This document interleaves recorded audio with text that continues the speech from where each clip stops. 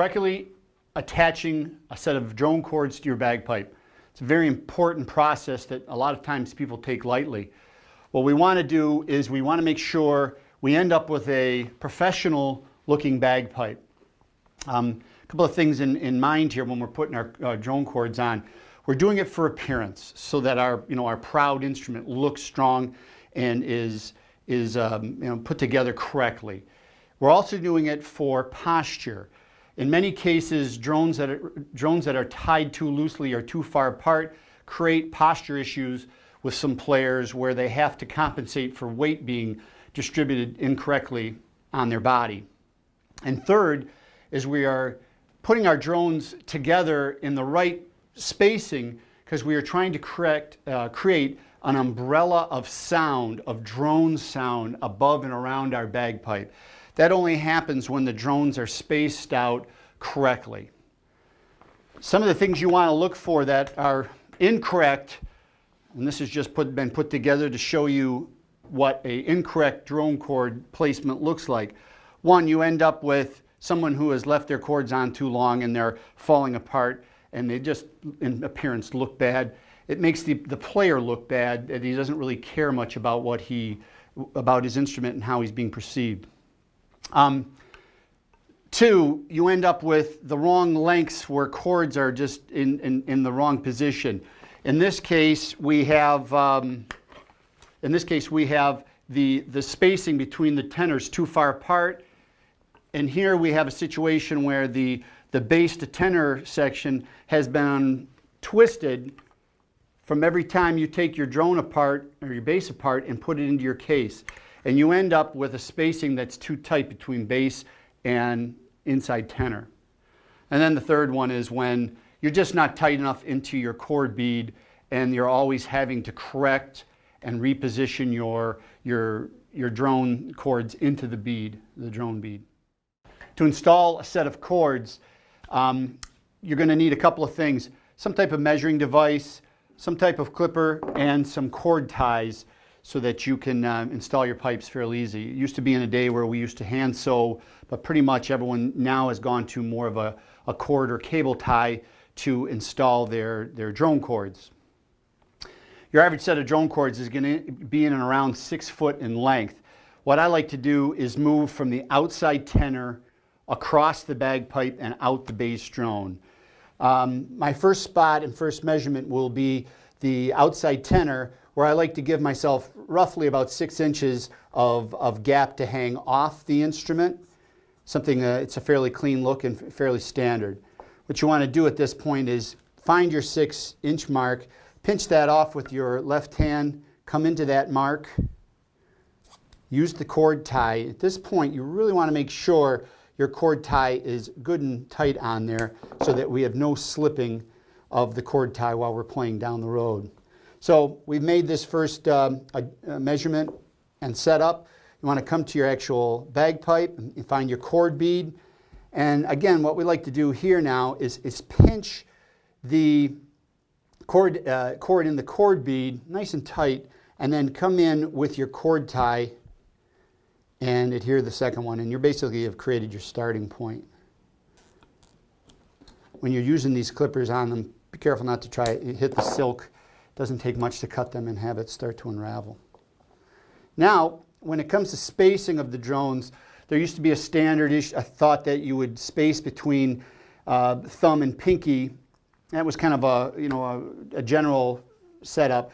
Most of your spacing is going to be somewhere between 4 and 7 inches, depending on the piper's height. Averaging probably around 6 inches of spacing makes for a nice clean installation. So at this point, we like to, and when we say 6 inches, we're looking kind of center of the drone, not the actual length on the cord. So we have a center of the drone, center of the drone. At this point, again, you're coming back in, you're finding that end of it, pinching it, holding it so it doesn't move your measurement, and then tightening it as tight as you can. And then before you finish here, you want to look at your spacing. At this point, you could come back with your measuring device to see exactly where you're at. But this looks pretty good. A lot of it's done by eye also. It's not rocket science. And you come back in here, again holding taut against the cord bead groove. So you're pretty much done with your first spacing, and that looks pretty good.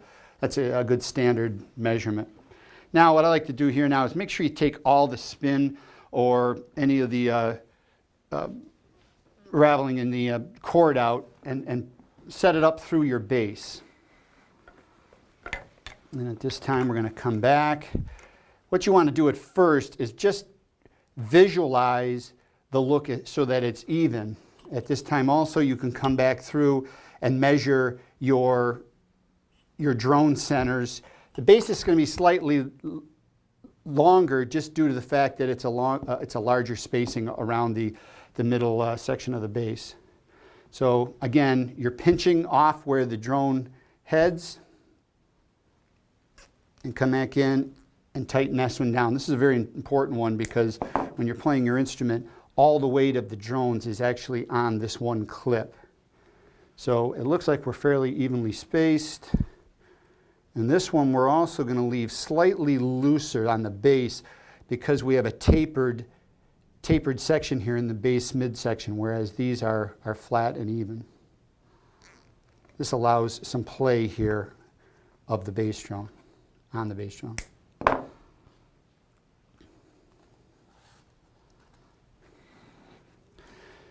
Now what you're looking at is, a fairly even setup of your drones. A little tighter is where you want to be when you install, because the silk cords and the older wool cords tend to stretch when you first start using them, and you will gain a little slack as the silk stretches. So you want to be a little on the tighter side when you're installing, because they will breathe and open up.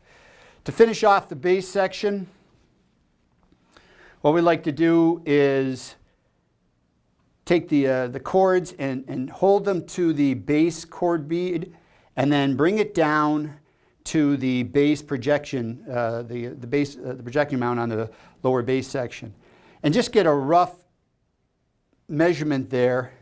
And we're going to use that as our setup for a starting point on our bass.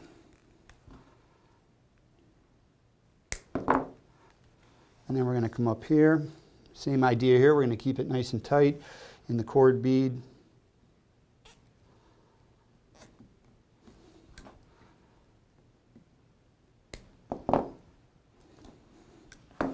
So you end up with a nice presentation and a nice look. To finish off your drones at this point, a lot of people like to do some type of decorative knot. For the most part, we just like to do a nice simple once around and then come back through itself to create a nice open knot that the cord will slide in and out of. There's nothing tight about this knot. Just let it kind of hang there loosely. So at this point, you have pretty much installed your new drone cords and in a nice professional look and with good balance. Something that you'll want to check on a week, 10 days or so after you've done your cord installation is the fact that the silk will stretch, and at that time sometimes the cable ties will become loose and you'll end up with them moving. So you want to stay on top of it, that you can come back and retie anything in that has come loose. Once the silk is stretched in its first 7 to 10 days, normally that's the length of it, and you can retie if you have to tighten up, and then you pretty much don't have to tighten them after that, and you should get good performance out of them.